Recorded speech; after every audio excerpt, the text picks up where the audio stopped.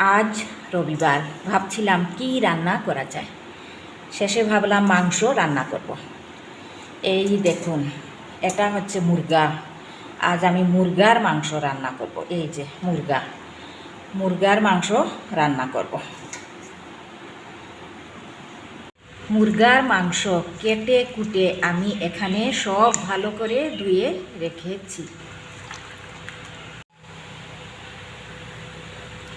এখানে আমি দুভাগ করে নিয়েছি। এগুলো এখন রান্না করব, কারণ আমরা মানুষ তো কম, তাই এতটুকুই রান্না করছি। মেয়ে বাইরে থাকে, ঘরে রয়েছি আমি, আমার ছেলে আর আমার হাজব্যান্ড। আর এগুলো ফ্রিজে রেখে দেব, পরে রান্না করব। ফ্রিজে রেখে দিলাম ডিপ ফ্রিজে। এই হচ্ছে মুরগার কলেজা, হার্ট, আর এই হলো পাকস্থলী। কারা কারা খায় জানি না, আমি খাই।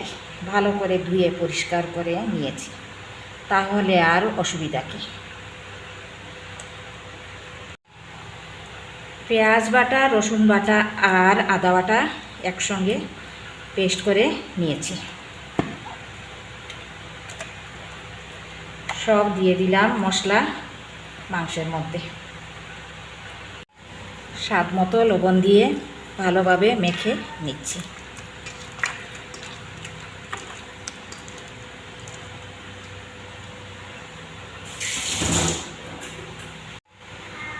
লঙ্কা গুঁড়ো দিয়ে দিলাম।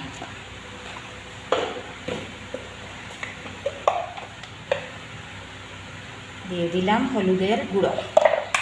আবারও মেখে নিচ্ছি।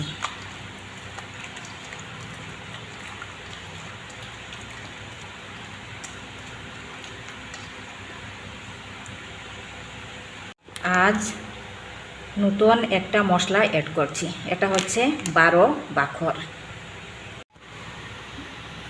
দিয়ে দিচ্ছি আন্দাজ মতো 12 বাখর। সব ভালোভাবে আবারও মেখে নিলাম। সর্ষে তেলের মধ্যে দিয়ে দিচ্ছি।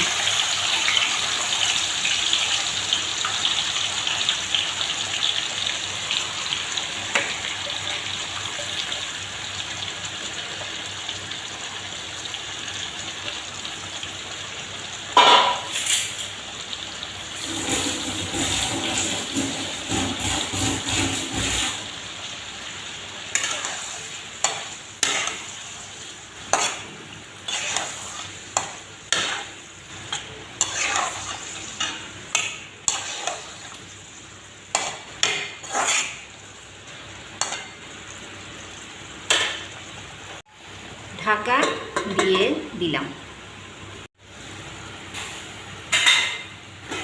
এই দেখুন, সব মাংস ভাজা ভাজা হয়ে গেছে। এবার জল দেব।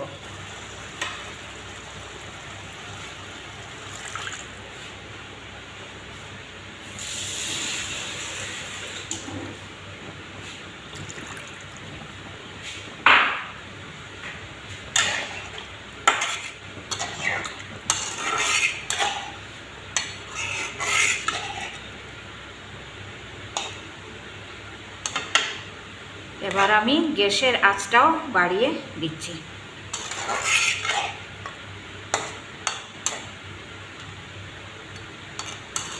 ফুটে উঠলেই নামিয়ে নেব। রান্না হয়ে গেল মুরগার মাংসের কারি।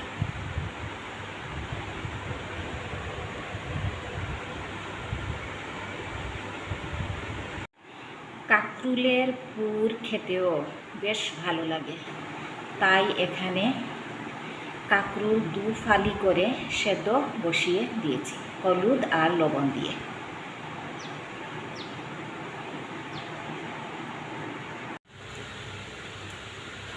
মাংস রান্না করলাম, এবার কাঁকরুলের পুরো তৈরি করছি।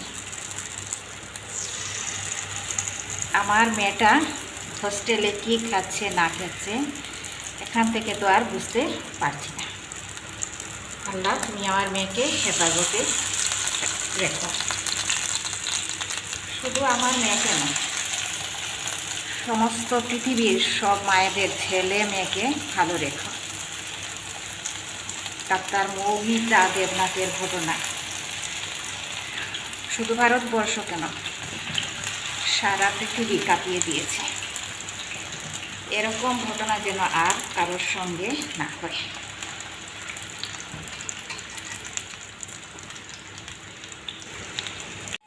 কাঁকরুলের পুরো তৈরি হয়ে গেছে। এই দেখুন কত সুন্দর হয়েছে। আপনারা যারা যারা আমার ব্লগটি দেখবেন তারা অবশ্যই লাইক, কমেন্ট এবং সাবস্ক্রাইব করবেন। আল্লাহ হাফেজ।